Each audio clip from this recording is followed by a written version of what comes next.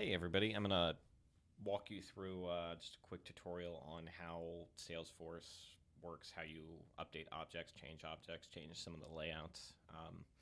What I'm looking at right now is me having just logged in, done nothing else.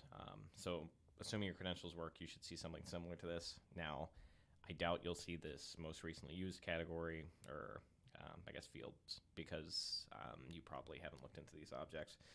But that's fine. We're gonna look at the contact. We're gonna navigate to the contact object and change it without using most recently used because you guys won't have it at first. So you're gonna so long as you're logged in as an admin and you have this setup and app launcher bar, you're going to navigate to contacts. We'll wait for that to come up. So now, if you look up here, this is essentially mostly what non-admin users will see, and of course, this is a contacts table with some of the pre-populated data I've provided. You can add new fields, and ultimately our goal for this video, anyways, is going to be to add those categories we got details about in our last meeting with Make-A-Wish. So this is as we saw last Wednesday. I guess I should give a date just in case you're watching this later. So yeah, on the 23rd of January, we sort of walked through requirements, and they gave us a few more fields we need to add to this contact object. So you can add new records as you will. There's an import function that'll take raw Excel or I guess CSV files and will import that as an object, assuming the required fields are provided. Otherwise, I think you get an error. But to change the actual object itself, that's an admin-only thing. This is essentially the user view. So we're going to go to Setup.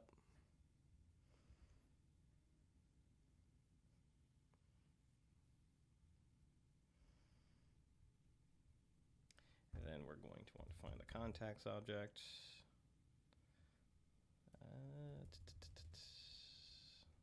Interesting. Maybe it's an object. Yeah, I think it's an object manager. So object manager, this will display all the objects we have in Salesforce, whether they're used or not. This is essentially what comes with the nonprofit success pack.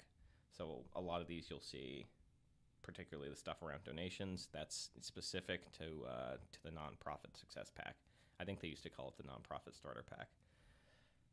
But anyways, we're going to go to contact. So contact has all these fields. We're going to add a few. I know I created a Kanban story to hide a bunch of these fields because Make-A-Wish actually has no intention of using them. They might later, so they might be of value, so I don't want to delete them. Also, like any database, deleting fields comes with a lot of caveats and a lot of you should really think before you do that kind of stuff. So that's why I made the recommendation to just hide them. It's not like we're talking about hundreds of millions of records here, so it's not like we're taking a real hit on complexity. So anyways, let's go to new. All right, so this is the first page of the field setup essentially. But first, I'm going to go back to the Kanban board, see essentially the fields we actually want to create, just because I don't have them memorized on the top of my head. Okay, so first we need constituent codes. I don't think we can actually do this yet because we haven't been provided with the appropriate pick list. In this case, a pick list is just a how would you describe it? Essentially a scrollable drop down that is populated with all the constituent codes. I think we have one for marital status. That's the only pick list we have right now for contacts. Roles, we can do roles right now. Just create a checkbox array that has these fields. If we need more later, we can just add them. It's very easy to edit that kind of object, or sorry, that kind of field. Let's see, we actually need a list. Yeah, pick list multi-select is probably our best bet here, because you can't do checkbox multi-select. It looks like, or rather, sorry, checkbox is a single true false boolean. All right, so field type.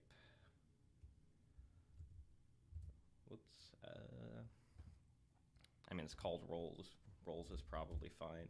If you use spaces here, field name won't allow spaces. Typically, they underscore.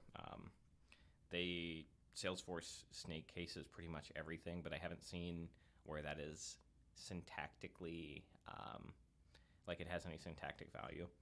I know in some languages like Ruby. Ruby has syntactic value to how you case things, but that's not the case here. No need to put a description, I guess. If you put a description, one sec. So if you, oh right, I didn't actually provide any values. But if you put a description, typically, you just get a little information box like this next to the field when you're populating it for a new object, and it specifies what it does. So I'm not going to populate that now, but if you think, if you think you got a good description, feel free. So pick list, we've got wish kid as a type, wish family, and I'm not sure if that's supposed to be represent an entire family or individuals within the family. I don't think we have those details yet. Board member was called out during the meeting last Wednesday.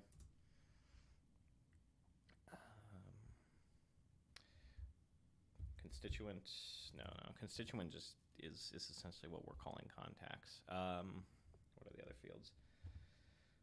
Prospect, that's what I was thinking of, and then donor, and then volunteer.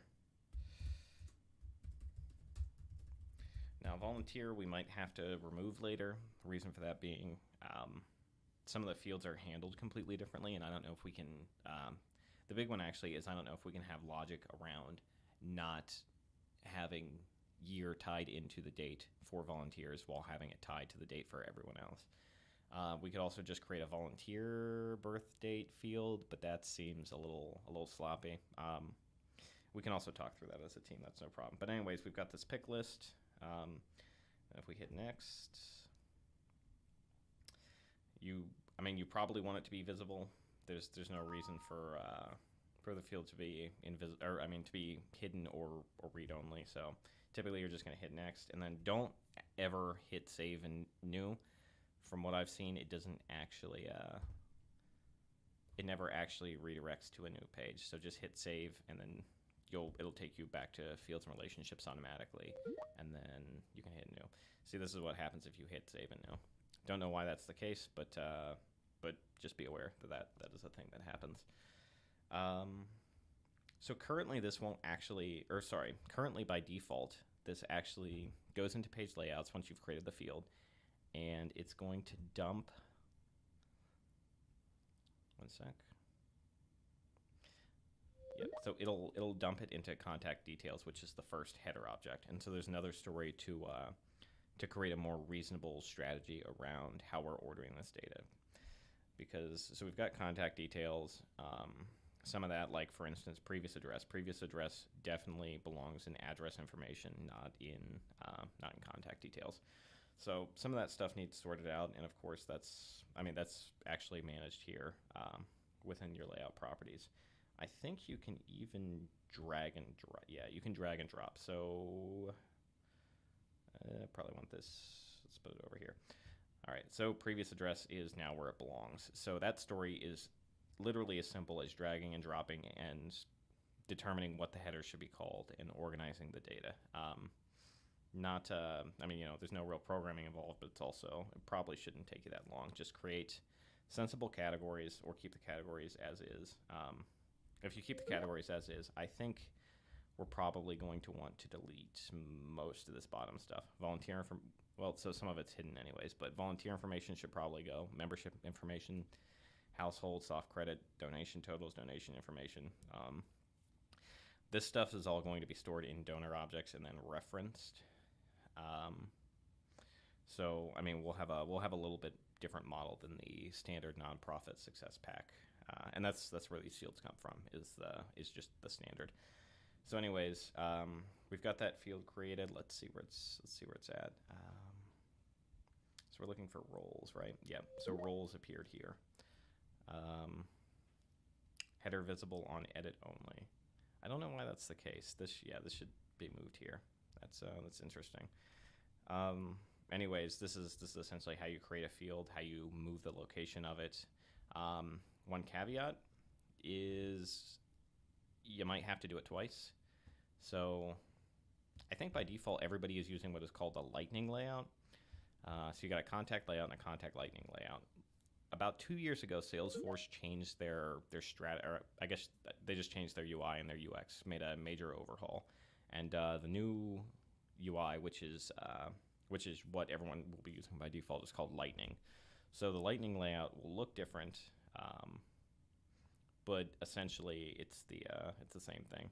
So I can move roles here again, but just be aware that all your work should probably be duplicated, because I don't know. Like, we don't have a team strategy around, oh, just use the normal layout, or, oh, just use the lightning layout. So for now, you should probably do it in both. Anyways, I think that's how, that should be all you need to edit a field, change the layout. Trying to see what other stories do we have. The import data one. I think that's as simple as create an object, try to export it, and then see if you can re-import. That should be really simple. Let me go through export then. So for export, we're actually going to want to go here. We're going to go through the user view. So go to contacts, and this will show off reporting too, because we actually need to generate a report to export, I believe. All right. So here's our table. Let's go to reports.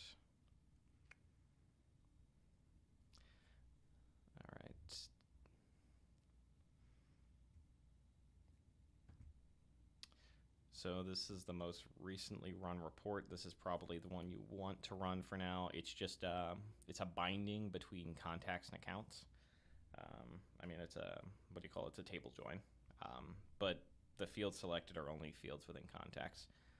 So running this.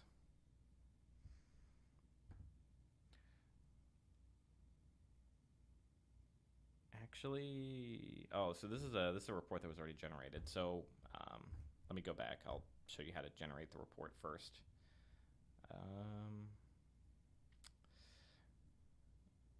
New report.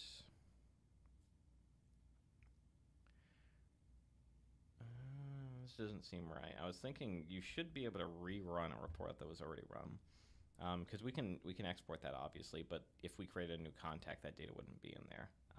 So we want to rerun the report if we can. Okay, there's a run option. Okay, cool. All right, so this report has been run again. It doesn't have the field we added because you have to actually update the report to specify that. We're not going to do that right now. So once you have the report rerun, obviously there's no new data for this report.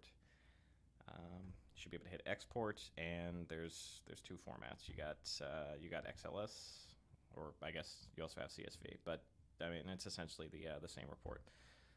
Or you have an actual Excel report, but let's do CSV for now. All right, so export as CSV. You get a CSV file.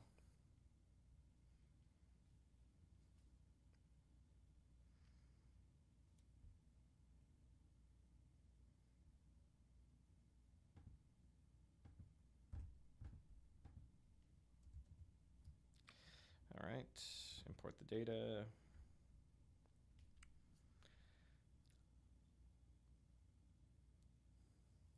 Okay, so we have the data. Now the question is, can we re-import this? Save as. Documents is fine. Save as CSV. I don't want to mess with Unix, non-Unix conversions right now, so I'm not gonna save it as ODF. Then let's go back to contacts. This is the user view of contacts. Remember, generally when the view you're looking at has all of these headers, including reports, contacts, this is the user view. You also have an admin view, which will be the default thing you see when you log on, or it'll be the view you see if you go up here, go into setup. All right. So now we're going to do import. I actually don't know what happens if we have import collisions, which we definitely are going to in this case. but we'll see. My guess is since the data is atomic, it's probably not going to it's not going to matter. We're going to end up with the same thing before or after. No duplicate records. All right, accounts and contacts. Oh, okay, we have an option to add new or update. So let's do update from CSV. Yeah, so the only import options appear to be CSV. You also have matcher options, which is a useful piece of information for us to remember for Make-A-Wish, because we've talked about how field matching will be difficult, but at least having that option built in knows what our low effort, what our minimum viable deliverable looks like here.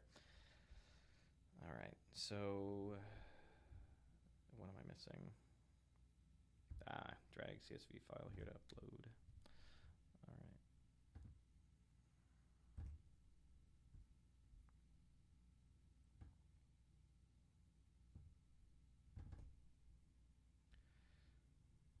All right, let's hit next.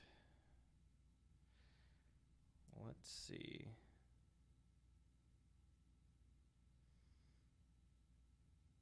Oh no, we've got some collisions.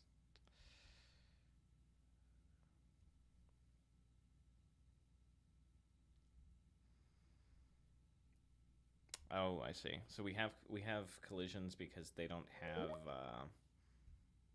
these fields mapped. So let's go to map. We'll resolve these. So account owner, this is a implicit Salesforce field. Let's see if we can't find it.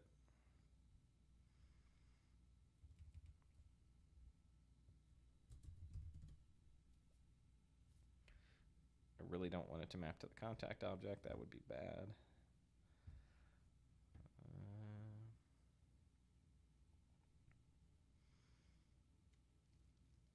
I guess it's probably account record owner. All right. Oh wait, no. That's for account. Don't do that. Okay. Let me change that.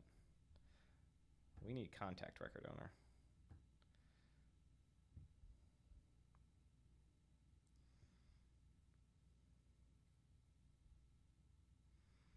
These are not in alphabetical order, so that's unfortunate. Should be near the end though.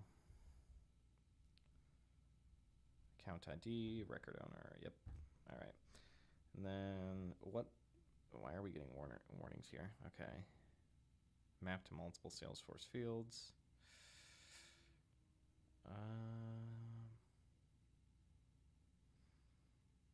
We'll see how that.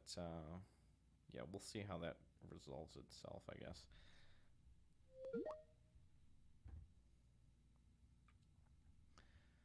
Contact ID should be pretty simple. That's just the Salesforce ID. Yep.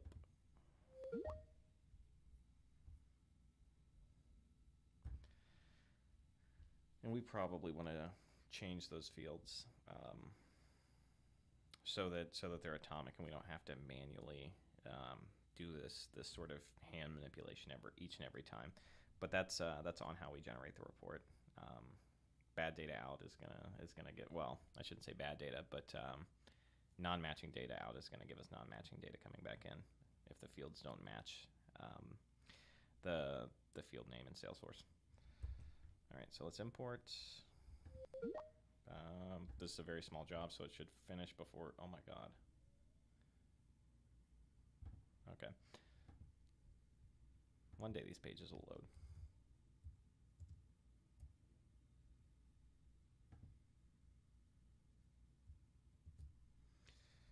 Cool. All right. So let's check the job status. All right, job's done. So we can tell the job's done because the status is closed. Records processed 5, so nothing failed. Let's make sure our data is good, and then this should be about all we need. So you might you might be wondering what exactly needs done for this import story if I already did it. The only thing is we need to create an object that has every single field populated once story 4 is done, not including the fields we're going to remove from story 7. And essentially, once we have all those fields, we just need to populate them all and make sure we're able to export everything via a report and then import everything via a report. All right, so let's look at the data. Refresh the page.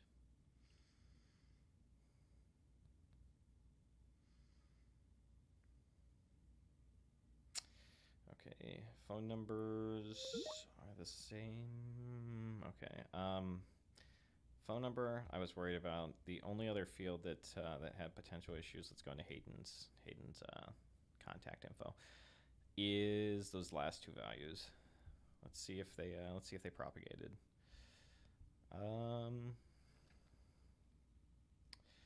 Where's my Salesforce ID? Ooh, we're not displaying Salesforce ID in this page.